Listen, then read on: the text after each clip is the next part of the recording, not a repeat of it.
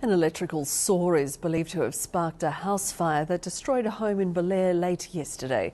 The MFS says the fire started at 6:15 after a man had been using an electrical saw in a downstairs workshop. He was home with his pregnant wife, but both were able to escape safely thanks to working smoke alarms. My son-in-law that owns the house, he put one in under the house as well as one inside, so it was the one under the house that went off. If that hadn't have gone off and my daughter hadn't have heard that, because the fire moved so fast, I don't know really what would have happened. The damage bill is estimated at $300,000.